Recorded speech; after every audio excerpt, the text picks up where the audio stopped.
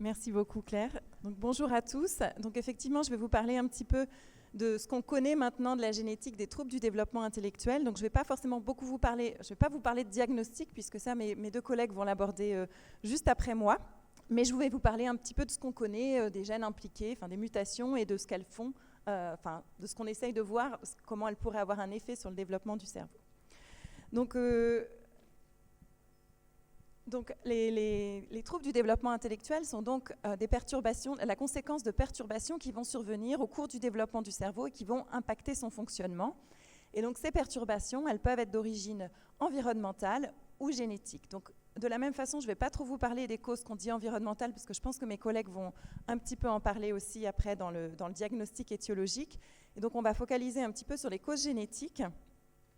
Alors juste un petit rappel vraiment très rapide de notre génome en fait. Donc notre génome il est constitué, donc il est réparti, il est constitué de 3 milliards de lettres. Donc les lettres, le code génétique sont C, A, T, G. Il y a 4 lettres et donc qui se suivent, donc 3 milliards de lettres qui se suivent, mais qui sont réparties dans 23 paires de chromosomes que vous avez représentés ici, qui sont contenus dans le noyau des cellules. Et donc les entités, donc c'est comme si on avait une encyclopédie, donc notre génome pourrait tenir comme ça dans une encyclopédie d'un grand nombre de tomes, donc de 23 tomes différents. Et dans ce génome, on va trouver des entités qu'on connaît un petit peu, puis il y en a des choses qu'on connaît un peu moins dans le génome, mais les entités qu'on connaît, c'est ce qu'on appelle les gènes, donc on en a 25 000 dans le génome qui vont permettre de fabriquer des protéines, donc on appelle ça des gènes codants. Et donc à part pour les chromosomes sexuels, chaque gène est présent en 2 copies. Alors quand on fait une analyse génétique, qu'est-ce qu'on fait? On va lire le livre et puis on va chercher dans le livre quelle est la variation, la différence pour un individu qui va présenter un TDI par rapport à d'autres individus qui n'en présentent pas. Alors pendant longtemps, on n'avait pas de possibilité de lire l'intégralité du livre, on lisait certaines pages en espérant que la différence se retrouvait dans ces pages-là, et puis maintenant les technologies ont évolué, donc on peut lire l'intégralité du livre. Alors il faut savoir, je ne l'ai pas mis ici, mais que sur nos 3 milliards de lettres, si on compare 2 individus pris au hasard, on va quand même trouver 5 millions de variations. Donc ce n'est pas si facile de lire le livre et de chercher la variation, la chose différente, puisqu'on va avoir 5 millions de variations quand on compare un individu à d'autres individus. Et donc parmi ces 5 millions, il y en a peut-être une qui est responsable de son TDI, et c'est ce qu'on va chercher. Alors, il y a 2 grands types de variations, je pense que ma collègue reviendra aussi là-dessus après, qui sont des variations qu'on dit structurales, donc qui vont affecter une portion du génome importante. On peut voir au niveau chromosomique les choses. Et donc, on peut voir par exemple, rentre dans cette catégorie le fait d'avoir un chromosome en plus. Donc, c'est typiquement le cas du syndrome de Down ou trisomie 21. Vous avez un chromosome 21 surnuméraire. Vous pouvez également avoir des chromosomes qui vont être remaniés, des bouts de chromosomes qui vont avec d'autres chromosomes, et alors des choses simples ou même des choses complètement complexes, donc avec beaucoup de translocations à l'intérieur d'un génome. On peut aussi trouver des délétions ou des duplications, donc des petits bouts en moins de chromosomes ou des petits bouts en plus. Et donc généralement, ces variations qu'on dit structurales, elles vont emporter plusieurs gènes. Et donc on n'est pas forcément sûr dans ces gènes duquel finalement va être vraiment responsable du trouble du développement intellectuel. Il peut même y en avoir plusieurs en fait, c'est peut-être l'addition ou la délétion de plusieurs gènes qui vont conduire à un trouble du développement intellectuel. Et puis, par opposition, on peut aussi avoir des variations responsables d'un trouble du développement intellectuel, mais qui sont juste des toutes petites variations sur l'ADN. Donc, vous pouvez avoir juste un changement de lettre, c'est-à-dire qu'une lettre parmi les 3 milliards de lettres du génome, ce changement va suffire à causer un trouble du développement intellectuel. Et puis, on a parfois des petits ajouts de certaines lettres qui ne devraient pas être là, ou alors des délétions de quelques lettres également. Et donc, généralement, ces variations qu'on appelle ponctuelles vont toucher un seul gène. Et ça va suffire à conduire à un trouble du développement intellectuel. Donc ce qu'on connaît maintenant sur la génétique, donc sur ces gènes impliqués, on sait qu'il y a 1700 gènes, donc je vous disais il y a 25 000 gènes dans le génome, gènes codant des protéines, et il y en a au moins 1700 qui peuvent, quand ils sont mutés, quand un seul est muté, conduire à un trouble du développement intellectuel. Donc il y a beaucoup de gènes, et donc ça va être un peu des gènes différents d'une famille à une autre. Je vous ai présenté ici 3 individus avec déficience intellectuelle. Le premier va avoir une mutation dans le gène A, le deuxième dans le gène B, le deuxième dans le gène C. Ils vont tous les 3 avoir un trouble du développement intellectuel, mais qui aura une étiologie génétique différente, et les gènes peuvent avoir des fonctions très différentes. On reverra ça tout à l'heure. Donc ça, c'est un petit peu une représentation de l'évolution des connaissances et de l'augmentation du nombre de gènes qui ont été identifiés comme pouvant causer un TDI quand ils sont mutés. Et donc vous voyez, donc ça a commencé vraiment la recherche à la fin des années 80. Et puis maintenant, alors là la publication date de 2021, mais maintenant en juin 2025, il y a 1752 gènes pour lesquels on est sûr que quand ils sont mutés et quand ça va induire une dysfonction du gène, ça va conduire à un trouble du développement intellectuel. Alors juste pour vous illustrer 3 gènes, 3 dates importantes, hein. Donc, un des premiers gènes finalement qui a été caractérisé en 1991, alors j'en parle parce que c'est un gène un peu strasbourgeois, donc c'est la cause moléculaire du syndrome de l'X fragile qui a été identifiée par le professeur Jean-Louis Mandel. Et donc, je reparlerai de lui tout à l'heure parce que vous verrez, il a un petit stand sur un projet qui développe et qui est très important, qui s'appelle le projet Génida, je dirai quelques mots tout à l'heure. Et donc, c'est lui qui a découvert la cause, lui et son équipe qui ont découvert la cause génétique du syndrome de l'X fragile. Et donc, vous pouvez voir que cette cause génétique, c'est quoi? C'est une répétition de 3 lettres, CGG, qui sont répétées de façon générale dans la population. Donc, on a plus ou moins de répétitions. Mais quand on a un certain nombre, au-dessus d'un certain nombre de répétitions, donc au-dessus de 200 répétitions, ça va conduire à des modifications de l'ADN à cet endroit-là, hein, qui sont la méthylation que je ne vais pas détailler. Mais la conséquence, c'est que le gène ne permet plus de fabriquer de protéines, la protéine correspondante qui est importante pour le développement et le fonctionnement du cerveau. Alors, donc, premier exemple. Donc là, on est en 1991, et puis vous voyez, au fur et à mesure, il y a une augmentation de l'identification des gènes, avec, par exemple, en 2008, donc ça, c'est un des gènes sur lesquels on travaille au laboratoire, qui s'appelle le gène DIRK1A, qui a été supposé, qui était un gène candidat en 2008, on a supposé qu'il pouvait être impliqué dans les TDI, et ça a été validé en 2012, et depuis, il y a tout un tas de publications qui ont répliqué l'implication de ce gène, et si on regarde au niveau mondial, on a plusieurs centaines de familles, maintenant, avec mutation dans ce gène DIRK1A, qui sont référencées. Alors vous voyez une augmentation assez drastique ici à partir de 2010, et en fait 2010 c'est un peu une révolution technologique en génétique où je vous disais que avant on pouvait regarder que certaines pages des livres du génome humain, et maintenant on peut avoir accès à l'ensemble des pages, et donc vraiment cette technologie de séquençage au débit qui est apparue à ce moment-là en 2010 nous a permis de casser un peu la courbe et d'augmenter le nombre de gènes identifiés très rapidement. Et puis pour vous dire que du coup, on est loin d'avoir tout identifié. Alors un exemple qui illustre un petit peu ça, c'est que finalement, on pensait là qu'on a 1752 gènes identifiés et donc on est proche de l'identification de tous les gènes. Et en fait, c'est vraiment pas le cas.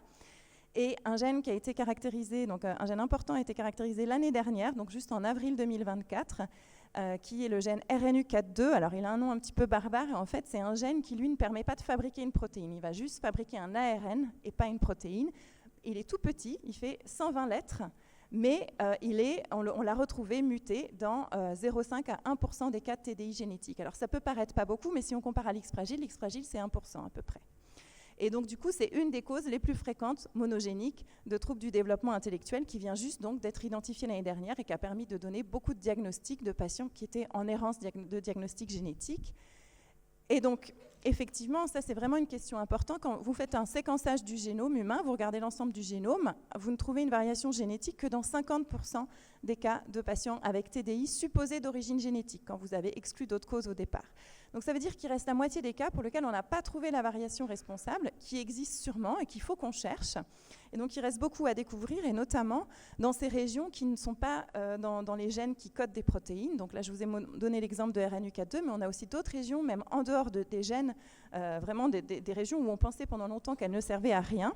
On a appelé ça même l'ADN poubelle. On sait maintenant que c'est loin d'être de l'ADN poubelle et que ces régions peuvent être importantes pour la régulation de l'expression des gènes du génome. Et donc on est en train maintenant de regarder dans ces régions qu'on ne regardait pas avant pour essayer de voir si on trouve d'autres variations génétiques responsables de TDI. Alors, donc ça c'était le premier défi qui est actuel dans la génétique des troubles du développement intellectuel, c'est de trouver ce qui reste à trouver encore dans ces 50% de cas inexpliqués.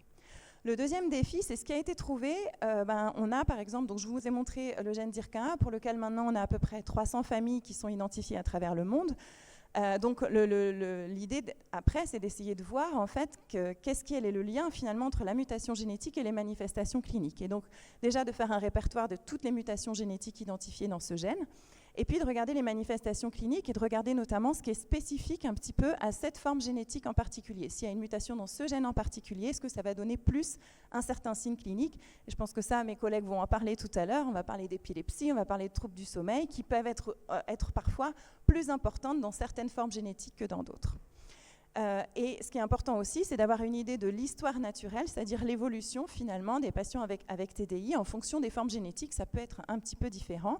Sans oublier quand même qu'on peut avoir pour certaines formes une variabilité d'expression. Donc, ce n'est pas parce qu'il y a une mutation dans un gène qui a été trouvé que l'enfant va forcément avoir la même évolution et la même sévérité de TDI qu'un autre enfant qui a une mutation dans le même gène. Donc ça, c'est quand même important. On a des formes génétiques qui ont une grande hétérogénéité d'expressivité clinique dans certains cas. Donc à la fois, on va essayer de chercher des choses spécifiques à certaines formes génétiques, à la fois en intégrant l'idée que dans certains cas, on a cette variabilité d'expressivité clinique. Et donc, je vous parlais tout à l'heure du projet Génida. Donc, vous aurez des flyers, je pense, là-haut. Donc, l'idée de ce projet, c'est d'essayer de récupérer de l'information des familles et des aidants de personnes avec formes génétiques rares de troubles du développement intellectuel et troubles du neurodéveloppement en général, pour essayer de voir ce qui ressort, en fait, de commun entre tous les patients qui ont une mutation dans le même gène ou qui ont la même forme génétique, en tout cas. Et là, vous pouvez voir une étude qu'on avait fait entre la pédopsychiatrie et la génétique pour essayer de mettre en évidence, par exemple, ce qui ressortait comme le problème majeur des parents qui ont un enfant qui a une mutation dans le gène DIRCA. Vous voyez que ce qui ressort de façon majoritaire, c'est la communication, des problèmes de communication. Donc, Aurore en parlait tout à l'heure, ça peut être important du coup d'utiliser de la communication alternative pour ces patients qui ont une mutation dans DIRCA. Alors que vous voyez qu'un autre gène muté dans les TDI qui s'appelle KMT2A, là, ce qui ressort, c'est vraiment l'anxiété des patients qui est au premier plan et également les troubles de l'attention. Donc, suivant les formes génétiques, ce n'est pas forcément les mêmes choses qui vont être présentes le plus et du coup, donc c'est important d'avoir cette connaissance pour adresser spécifiquement, ces spécificités des formes génétiques. Donc, Aurore Curie vous a parlé des protocoles nationaux de diagnostic et de soins. Donc, il existe pour certaines formes génétiques des protocoles nationaux de diagnostic et de soins dédiés pour lesquels vous trouvez de l'information sur le parcours de soins et qui met aussi l'accent sur les spécificités dues à l'étiologie génétique. C'est important aussi de connaître un petit peu les manifestations cliniques parce que ça peut être aussi important de les avoir comme critères de jugement pour d'éventuelles approches thérapeutiques. Donc ça, c'est vraiment aussi quelque chose de fondamental et donc c'est pour ça qu'on a besoin de mieux connaître chacune de ces formes. Alors, c'est pas évident parce qu'on a des formes pour lesquelles il y a 5 familles à travers le monde qui ont été rapportées, donc c'est un petit peu dur de faire vraiment un état des lieux des manifestations cliniques associées, mais les capacités de diagnostic augmentant, on va en trouver de plus en plus et donc il faut vraiment faire cette étude et mettre beaucoup d'énergie là-dessus. Alors le troisième défi, qui est un défi qui va plus toucher les laboratoires de recherche et qui nous intéresse dans notre laboratoire de recherche à l'IGBMC, c'est finalement de comprendre pourquoi et comment les variations génétiques vont causer un trouble du développement intellectuel. Donc je vous disais qu'il y a 1700 gènes, quand ils sont mutés, quand la protéine dysfonctionne, ça va causer un trouble du développement intellectuel. Et donc la question est de savoir pourquoi. Donc parmi ces gènes, on en a qui sont impliqués dans des fonctions très généralistes de la cellule, par exemple qui vont exprimer dans toutes les cellules du corps et qui sont impliqués dans la régulation de l'expression des gènes, dans la modification de l'activité des protéines, etc.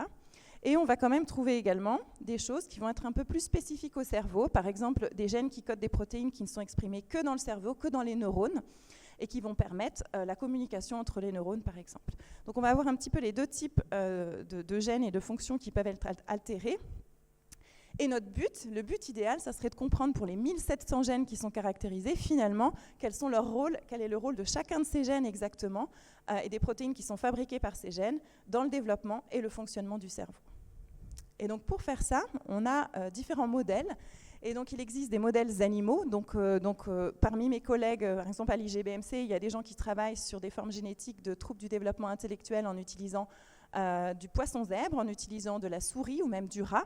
Il y a même d'autres laboratoires, alors on n'en a pas dans notre centre de recherche, mais ailleurs en France, qui utilisent la drosophile, donc la petite mouche du fruit, pour essayer d'étudier les comportements soit du TDI, soit associé au TDI. Alors, par exemple, je vous ai présenté ici une larve de poisson zèbre. Donc là, évidemment, sur la larve de poisson, vous ne pouvez pas évaluer le trouble du développement intellectuel, mais vous avez certaines formes chez l'homme qui vont causer un trouble du développement intellectuel avec une réduction de la taille de la tête, une microcéphalie. Et ça, c'est récapitulé sur le poisson zèbre. Donc, si vous mutez un gène qui cause un TDI avec une diminution de la taille de la tête chez l'homme, vous trouvez également une diminution de la taille de la tête chez le poisson zèbre. Alors, on peut regarder également aussi, alors avec le poisson zèbre adulte, ça existe, on peut commencer à regarder un petit peu, faire des tests d'apprentissage, la drosophile également, regarder ses capacités motrices, mais évidemment, les modèles les plus adaptés sont plutôt les rongeurs, donc souris et rats, pour pouvoir tester la mémoire, l'apprentissage, les interactions sociales, etc., même l'anxiété, même s'il faut prendre parfois un petit peu être prudent quant à l'interprétation des résultats, parce que ce qui est fait chez un modèle rongeur n'est pas forcément transposable à ce qu'on peut voir chez l'homme, notamment en termes d'anxiété ou d'altération des interactions sociales.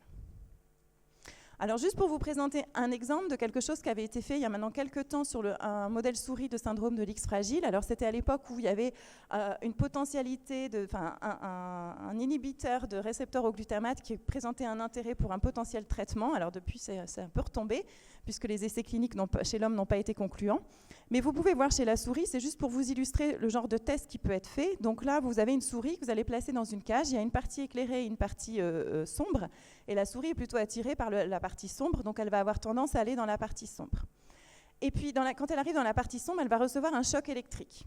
Donc du coup, vous allez attendre 24 heures, et puis 24 heures après, vous la remettez dans la cage. Et là, normalement, la souris se rappelle que quand elle est allée dans la partie sombre, elle a reçu un choc électrique, donc elle va attendre. Et elle va rester un petit peu dans la partie éclairée plus longtemps. Et c'est ce qui vous est représenté ici, c'est le temps de latence. Donc vous voyez dans la phase d'apprentissage, au début, quand on la met pour la première fois, elles vont toutes dans la partie sombre. Et quand on la remet 24 heures après, elles vont attendre plus de 300 secondes avant d'aller dans la partie sombre parce qu'elle se rappelle, pas folle la souris, elle se rappelle qu'elle a pris un choc électrique. Alors si on regarde dans le syndrome de l'X fragile, donc on peut voir que chez les souris qui ne sont pas mutées, il y a un temps de latence, donc elles vont attendre plus de 200 secondes avant d'aller dans la partie sombre, alors que les souris qui ont une mutation du gène FMR1, elles, vont attendre beaucoup moins, ce qui suggère qu'elles peuvent avoir un trouble de la mémorisation. Elles n'ont pas retenu qu'elles vont avoir un choc électrique si elles vont dans la partie sombre.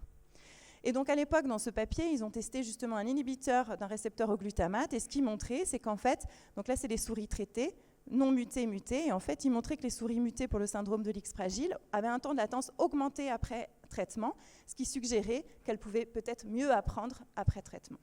Bon. Au final, ça n'a pas été répliqué chez l'homme, donc c'est aussi la limitation de ce qu'il peut y avoir entre un modèle souris et un modèle humain, mais donc ça permet de faire des tests comportementaux comme ça. Alors je vous passe tous les types de tests qui peuvent être faits sur les modèles animaux. On peut aussi regarder la structure du cerveau, regarder l'activité électrique des neurones, faire des études biochimiques, moléculaires, etc. Donc on peut faire beaucoup de choses avec les modèles animaux.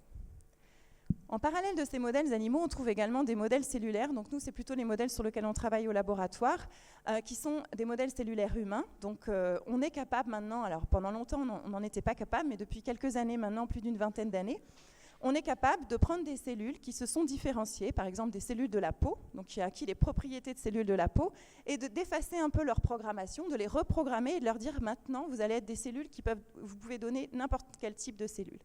Donc ces cellules qu'on a reprogrammées, on les appelle les IPS, pour cellules pluripotentes induites, et en fonction des facteurs qu'on va leur mettre dessus, donc on les a dans une boîte de pétri, on va pouvoir les différencier en cellules cardiaques, en cellules du cerveau, etc.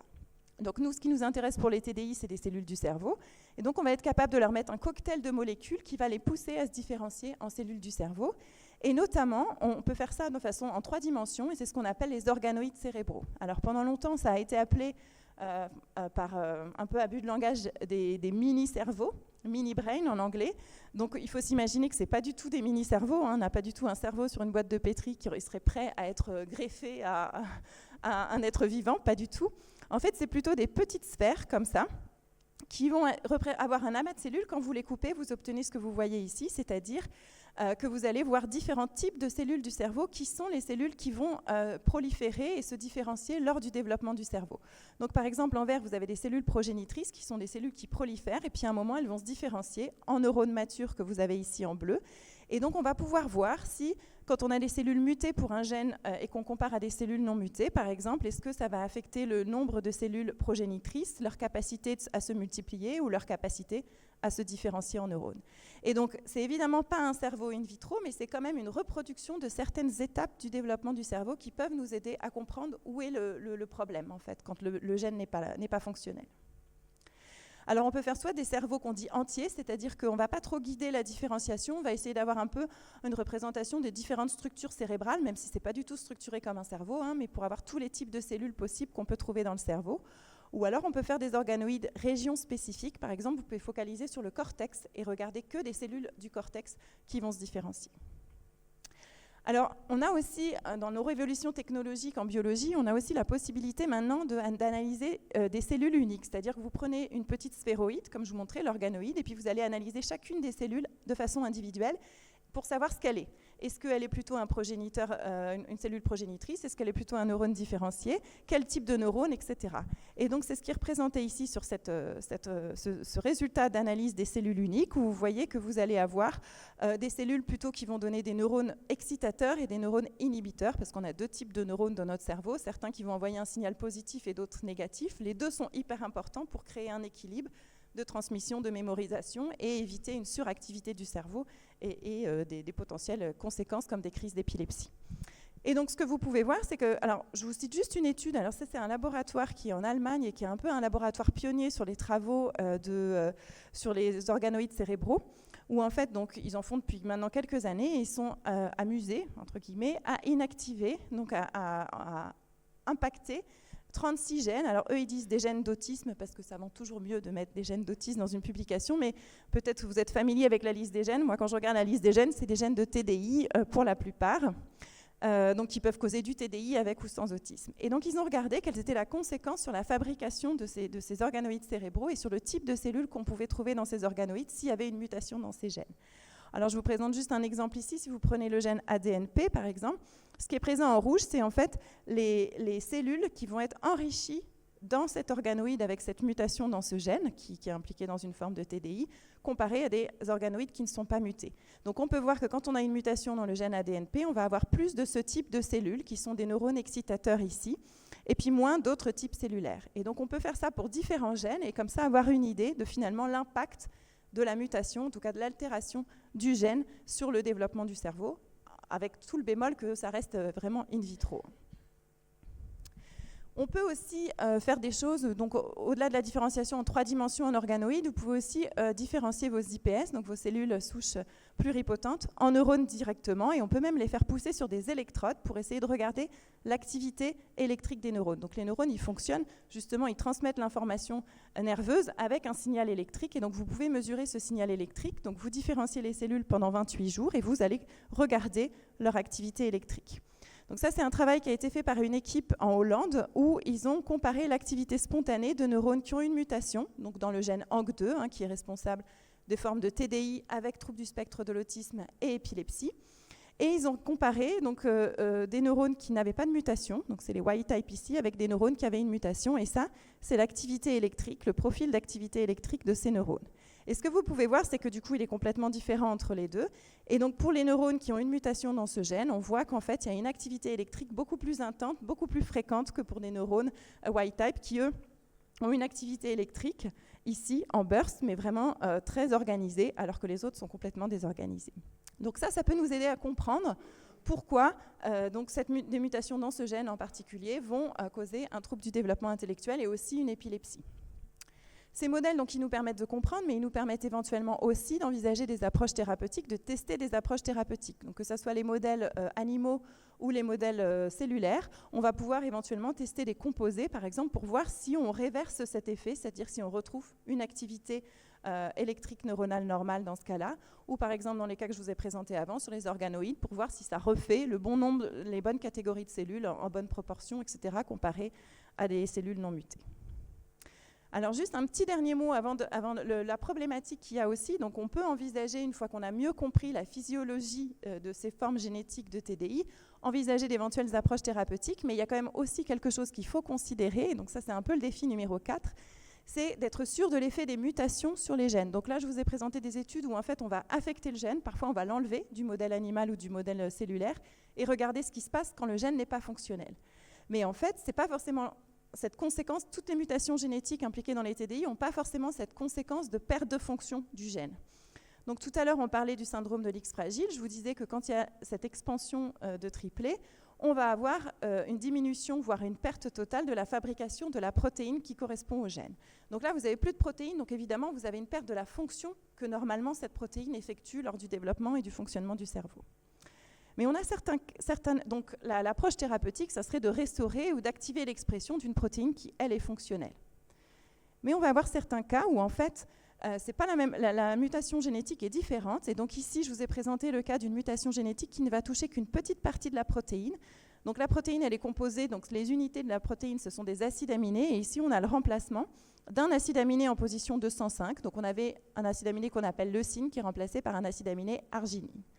Et du coup, vous avez juste un changement, le reste de la protéine est intact, mais il y a ce changement. Et les conséquences peuvent être assez variables, et on ne peut pas forcément toujours prédire quand on regarde ce changement. Parfois, il va falloir faire vraiment une étude fonctionnelle pour prédire l'effet du changement.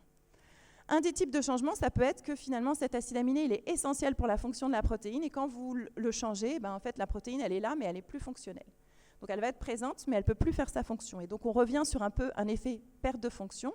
Et l'approche thérapeutique, ça serait à nouveau de restaurer ou d'activer l'expression d'une protéine fonctionnelle. Mais on va avoir certains cas où en fait cette mutation particulière, ce changement au niveau de la protéine va au contraire non pas inactiver sa fonction, mais augmenter sa fonction. Donc on va avoir une suractivation de la protéine. Donc là, vous pouvez voir directement qu'en fait, dans ces cas-là, l'approche thérapeutique, ça ne va pas être de rapporter une protéine fonctionnelle, sinon on va en avoir encore beaucoup trop. Donc on peut avoir un effet adverse si on rajoute encore la protéine fonctionnelle. Et on a aussi certains cas où en fait, la mutation va créer une nouvelle fonction pour la protéine qui va être une fonction toxique. Et donc dans ces deux cas-là, l'approche thérapeutique qui doit être envisagée est un peu complètement différente, c'est-à-dire qu'au contraire, il va plutôt falloir un petit peu cibler cette protéine ou l'ARN qui permet de fabriquer cette protéine pour ne plus avoir cette protéine qui, du coup, a une suractivité ou une nouvelle activité toxique. Donc, il y a beaucoup de formes génétiques pour lesquelles ce n'est pas clair encore s'il y a un effet, si on est plutôt dans un effet perte d'activité ou augmentation de l'activité, et donc ça reste quelque chose d'important à caractériser avant même d'envisager une approche thérapeutique. Même pour certaines formes génétiques, à l'intérieur du même gène, on va avoir des mutations qui vont avoir un effet de perte d'activité et d'autres qui vont avoir un effet d'augmentation de l'activité.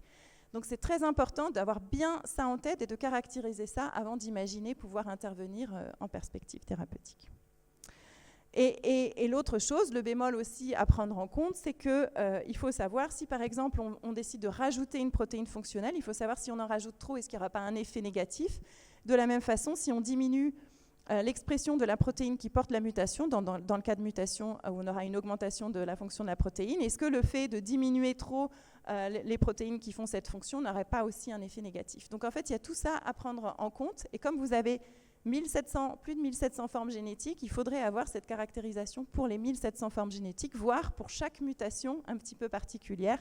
Donc c'est un sacré travail. Voilà. On peut être aidé par des prédictions in silico, mais voilà, il va falloir quand même réaliser des études fonctionnelles pour vraiment prouver les prédictions. Donc voilà, je vais finir là, donc en vous rappelant juste voilà, ce qu'on a un peu dit aujourd'hui. Donc plus de 1700 formes génétiques rares de troubles du développement intellectuel. Encore de nombreuses qui restent à identifier, donc avec 50% des cas qui, après analyse totale de l'ensemble du génome, restent inexpliqués. Donc il faut qu'on fouille dans ces 5 millions de variations que je vous disais tout à l'heure pour essayer de voir si on peut en trouver qui seraient responsables de TDI. Et puis même pour celles qui sont décrites depuis longtemps, il reste toujours la nécessité de mieux comprendre les manifestations cliniques associées. Donc je vous invite à aller voir le stand du professeur Jean-Louis Mandel au-dessus, là, je pense, qui a des petits flyers. Mieux comprendre les mécanismes physiologiques altérés, qui sont des études quand même longues et puis qui sont coûteuses en termes de temps et même financières, en fait, les organoïdes, les modèles souris, tout ça, ça coûte beaucoup d'argent et ça prend du temps. De mieux comprendre l'effet exact des mutations et tout ça pour mieux prendre en charge et envisager d'éventuelles approches thérapeutiques pour les TDI. Voilà, je vous remercie pour votre attention.